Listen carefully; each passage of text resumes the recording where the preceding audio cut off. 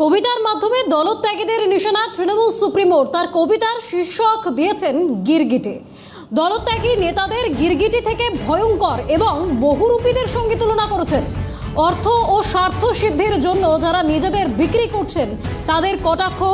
দলবিরোধীরা মানুষ ও কর্মীদের আত্মসম্মান বিক্রি করছেন। লিখেছেন মমতা বন্দ্যোপাধ্যায়। যারা দলের সঙ্গে বিশ্বাসঘাতকতা করেছেন তারা একদিন বুঝবেন, লিখলেন তৃণমূল সুপ্রিমো। কবিতার মাধ্যমে দল ত্যাগীদের রীতিমতো কটাক্ষ করেছেন তৃণমূল সুপ্রিমো।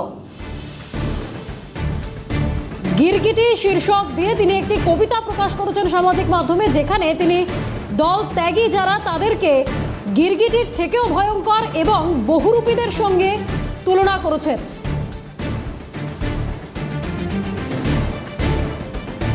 যে কবিতা তিনি সামাজিক মাধ্যমে প্রকাশ করেছেন সেখানে তিনি লিখছেন, নেতারা গিরগিটিদের থেকেও ভয়ঙ্কর এবং বহুরূপী। অর্থ এবং স্বার্থ সিদ্ধির জন্য যারা নিজেদের বিক্রি করছেন তাদের কটাক্ষ করেছেন তৃণমূল সুপ্রিমো মমতা বন্দ্যোপাধ্যায়।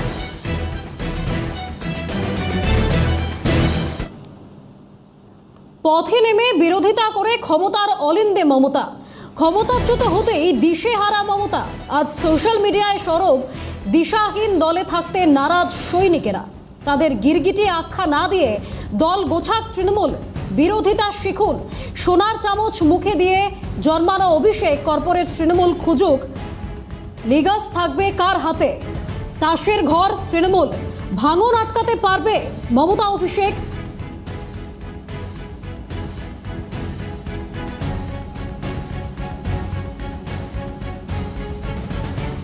পথে নেমে বিরোধিতা করে ক্ষমতার অলিন্দে মমতা।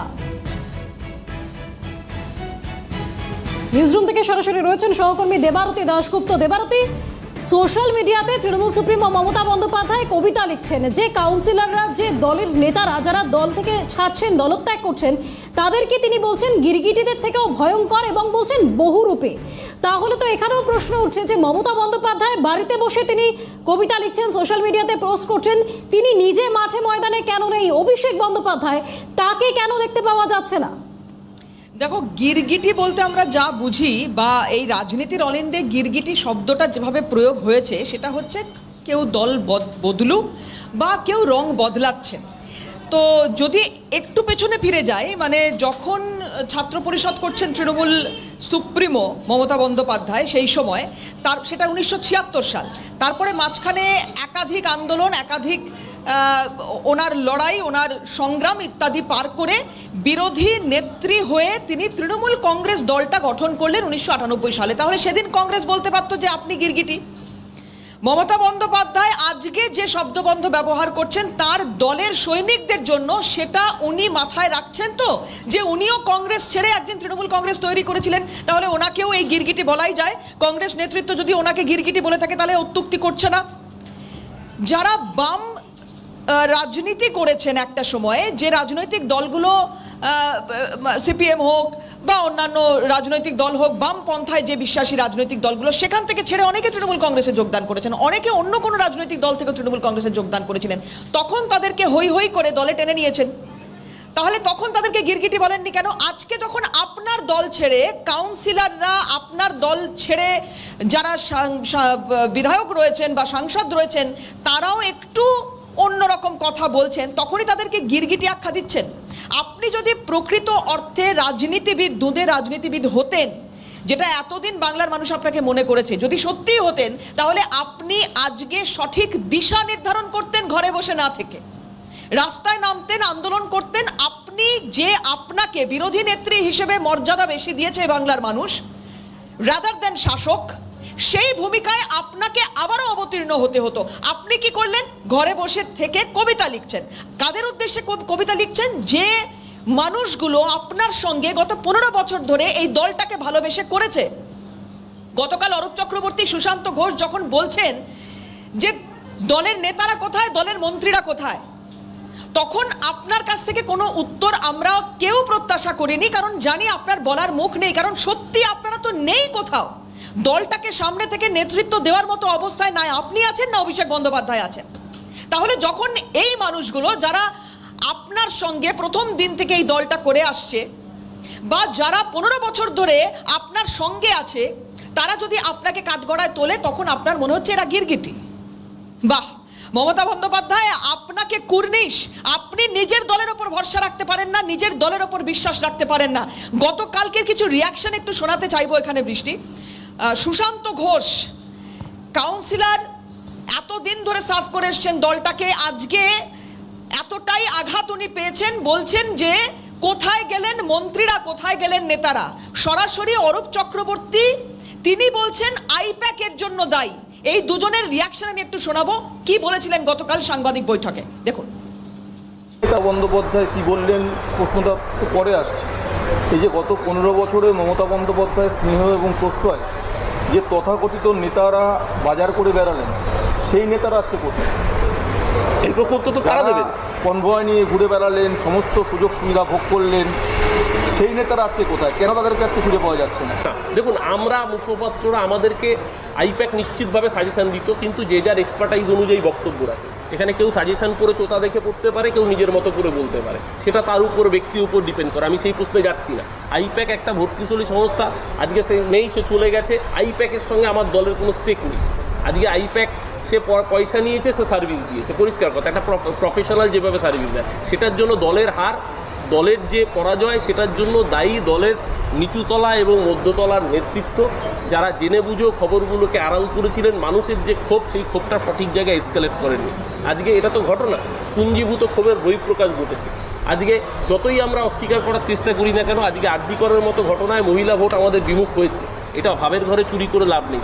সেই জায়গায় দাঁড়িয়ে এখন যতই দলের শীর্ষ নেতৃত্বের পক্ষ থেকে বার্তা দেওয়া হোক যে রাস্তায় থাকুন, রাস্তায় থাকার জন্য দেখতে পাচ্ছি না। আমাদের যারা ভিভিআইপি নেতা মন্ত্রী ছিলেন, তাদের কাউকে দেখতে পাচ্ছি।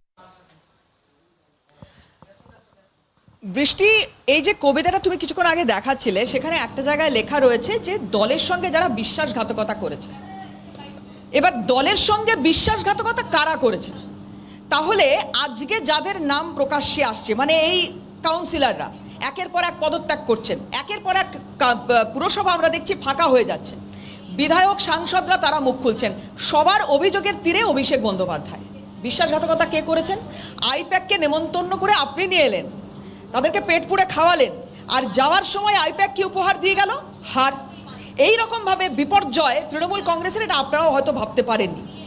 এখন কথা হচ্ছে যে এটা বোধহয় তৃণমূল সুপ্রিমো ভুলতে বসেছেন যে এখনো অবধি বিধানসভা বাদ দিয়ে যদি সংখ্যার নিরিখে দেখা যায়, তাহলে সাংসদ সংখ্যা তৃণমূল কংগ্রেসের বেশি, পুরসভা তৃণমূল কংগ্রেসের বেশি, পঞ্চায়েত তৃণমূল কংগ্রেসের বেশি। অর্থাৎ আপনারা চাইলে এখনো পরিষেবা দিতে পারেন, অথচ আপনারা শুধু ক্ষমতার দিকটা দেখছেন, মানুষের পরিষেবার দিকটা আপনারা দেখছেন না। একের পর এক কাউন্সিলর পদত্যাগ করছেন, আপনি আটকানোর চেষ্টা করেছেন, আপনি তাদেরকে গিরগিটি বলে দিচ্ছেন। আপনি যদি আটকানোর চেষ্টা করতেন, মানুষ যদি পরিষেবা পেত, এই সময়ে দাঁড়িয়েও, এত কঠিন সময় দাঁড়িয়েও যদি মানুষ পরিষেবা পেত, তাহলে আজকে হয়তো এই ছিছিকার শুনতে হতো না। আজকে যদি আপনি পথে নামতেন, আজকে যদি আপনি ঘরে বসে থেকে আপনারই দলকে গিরগিটি না বলতেন, আপনার দলের সৈনিকদের গিরগিটি না বলতেন, তাহলে ছবিটা অন্যরকম হতো। মানুষের আপনার প্রতি ভরসা বাড়তো, মানুষের আপনার প্রতি সম্মান বাড়তো। একেবারেই নেই, ধুলোয় মিশে গেছে যে সম্মান তৃণমূল কংগ্রেসের। বিশেষ করে অভিষেক বন্দ্যোপাধ্যায়কে কাঠগড়ায় যেভাবে তোলা হয়েছে, সেই জায়গাটা তো তাহলে খানিকটা হলেও প্রশমিত হতো যদি আপনি চাইতেন। রাজনৈতিক বিশ্লেষক ঝন্টু বড়াইক আমাদের সঙ্গে রয়েছেন এই মুহূর্তে। ঝন্টুদা, গিরগিটি মমতা বন্দ্যোপাধ্যায় কাদের বলছেন? তার নিজের দলের সৈনিকদের, যারা হয় কেউ 15 বছর রয়েছেন, না হলে কেউ 1998 সাল থেকে ওনার সঙ্গে রয়েছেন। তাহলে উনি যখন ছাত্র পরিষদ করছেন, উনি যখন কংগ্রেসের নেত্রী, উনি যখন সেখান থেকে 1998 সালে দলটা তৈরি করলেন, তখন যদি তাকে গিরগিটি বলা হয়, এবং উনি ক্ষমতায় আসার পরে অন্যান্য রাজনৈতিক দল থেকে ওনার দলে যারা যোগ দিয়েছিলেন, তখন তিনি তাকে তো গিরগিটি বলেননি। আজকে ওনার দল ছেড়ে কেউ চলে যাচ্ছে, তখন উনি গিরগিটি বলছেন। যার নিজের দলের সৈনিকদের ওপর ভরসা নেই, যে দলে এই মুহূর্তে কোনো নেতা নেই, যে দলে এই মুহূর্তে কোনো আদর্শ নেই, কোনো দিশা নেই, সেই দল ঘুরে দাঁড়ানোর কথা বলতে গিয়ে নিজের দলকেই কাঠগড়ায় তুলছে। কি দেখছি আমরা ঝন্টুদা? দেখো, একটা কথা আছে, আপনি আচুরি ধর্ম পরের সুধায়। মমতা ব্যানার্জির রাজনৈতিক কেরিয়ার তুমি কিছুটা তুলে ধরলে, যে বিশ্বাসঘাতকতা, পিছন থেকে ছুরি মারা, কথা দিয়ে কথা না রাখা, এটা ছিল তার রাজনীতির মূল মন্ত্র, নীতি।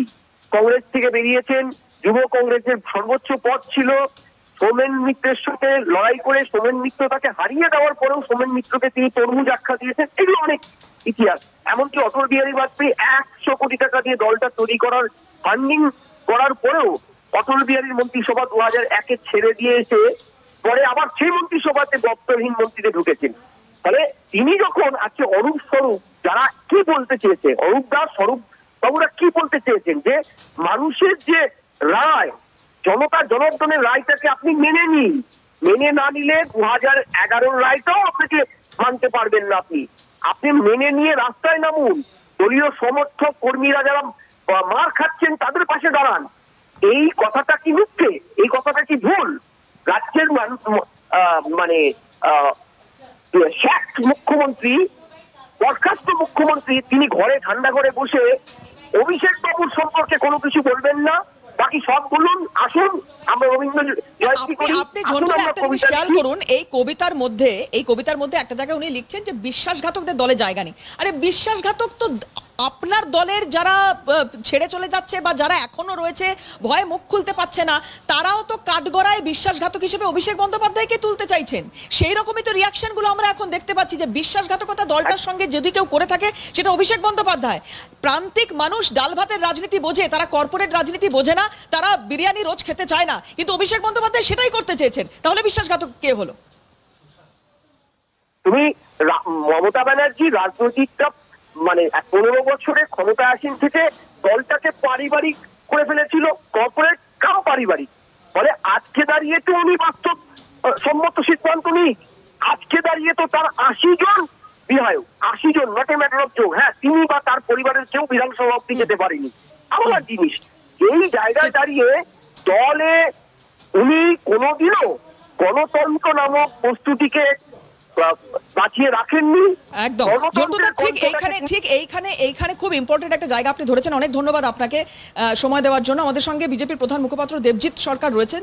দেবজিৎ দা, মমতা বন্দ্যোপাধ্যায় নিজের দলের সৈনিকদের আজকে এতটাই তার রাগ কন্ট্রোল করতে পারছেন না, বিরোধী নেত্রী যিনি রাস্তায় থাকতেন একটা সময়, আজকে তার সেই আন্দোলনের অভিমুখ ঘুরে গিয়েছে। তিনি বাড়িতে বসে রয়েছেন, সোশ্যাল মিডিয়ায় কথা বলছেন, কবিতা লিখছেন, নিজের দলকে কাঠগড়ায় তুলছেন। কি দেখছি আমরা দেবজিৎ দা? এখন অবসরে আছেন, কবিতা লিখছেন, এবং এটা তো ভালো কথা, অবসর যাপনের জন্য ভালো জিনিস। আমাদের কোনো আগ্রহ নেই, পশ্চিমবঙ্গের কোনো বাঙালির কোনো আগ্রহ নেই তৃণমূল কংগ্রেসে কি হচ্ছে। কোনো জানলা দিয়ে উঁকি মারবে না কেউ, আর দরজা দিয়েও ঢুকে পড়ে দেখার কোনো আগ্রহ নেই। যা হচ্ছে উনি লিখছেন, উনি বলছেন, কর্মফল সবাই ভোগ করছে যে যার মতন। ভালো করলে ভালো হবে, খারাপ করলে খারাপ হবে। এখন নতুন পশ্চিমবঙ্গ বানানোর চেষ্টা চলছে। ভারতীয় জনতা পার্টিকে মানুষ সেই কাজের ম্যান্ডেট দিয়েছে। এই মমতার দলের কেসটা নিয়ে আলোচনা করার মতন আমাদের সময় নেই। আমাদের এখানে নিবেশ, গণতান্ত্রিক পরিস্থিতি ফিরিয়ে আনা, প্রথম 3টি রাজ্য ভারতের মধ্যে তৈরি করা, অন্তত কর্মসংস্থান এবং শিক্ষা এবং স্বাস্থ্যে এইসব লক্ষ্য নিয়ে আমরা কাজ করছি। এগুলোই আমরা আগ্রহী নই।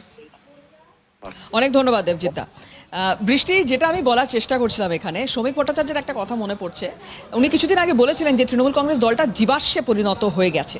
আমরা দেখতেই পাচ্ছি সেই রকমই অবস্থা। আপনাদের এখনো পর্যন্ত কিছু বিধায়ক রয়েছেন, সাংসদরা রয়েছেন, পুরসভা পঞ্চায়েতগুলো এখনো পর্যন্ত আপনাদের দখলে রয়েছে।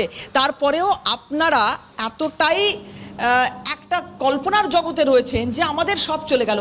আপনারা মানুষের কথা বলুন না, আপনারা রাস্তায় নামুন না। কে বারণ করেছে? দেখুন, আমি প্রত্যেকটা সময়ে বিভিন্ন শোতে বলেছি, আবার বলছি বৃষ্টি, যে অভিষেক বন্দ্যোপাধ্যায়ের কাছ থেকে এটা এক্সপেক্ট করাই ভুল যে উনি বিরোধিতা করতে পারবেন। কারণ উনি জানেন না, উনি শেখেননি। উনি সোনার চামচ মুখে করে জন্মেছেন, হেলিকপ্টারে করে ঘুরে বেরিয়েছেন। উনি জানেন না এটা কিছু করার নেই। 33টা কনভার্ট জায়গায় আজকে হয়তো 2টো গাড়ি কি 1টা গাড়ি পেয়েছেন, কিন্তু এছাড়া উনি কষ্ট দেখেননি, উনি লড়াই জানেন না, উনি সংগ্রাম দেখেননি, উনি সংঘর্ষ করেননি। ফলে উনি জানেন না যে রাজনীতিতে এগুলোর কতটা গুরুত্বপূর্ণ ভূমিকা রয়েছে। আজকে যে অবস্থা বা যে গ্রাফিক্যাল প্রেজেন্টেশনের মাধ্যমে আমরা যেটা দেখাচ্ছি, যেভাবে বাড়িগুলো ভেঙে পড়ছে, যেভাবে বাড়ি ভেঙে পড়ছে বা বাড়ি ভেঙে দেওয়া হচ্ছে, অবৈধ নির্মাণগুলো, ঠিক সেই অবৈধ নির্মাণ এই মুহূর্তে তৃণমূল কংগ্রেসের অন্দরে হয়ে আছে। সেই অবৈধ নির্মাণটাকে ভাঙতে হবে। সেখানে বুলডোজার মমতা বন্দ্যোপাধ্যায় চালাবেন না অভিষেক বন্দ্যোপাধ্যায়, সেটা তাদের বিষয়। বৃষ্টি, বেশ, অনেক ধন্যবাদ দেবারতী। খবর এখনকার মতো এই পর্যন্তই। আরো আপডেট জানতে চোখ রাখুন ক্যালকাটা নিউজে।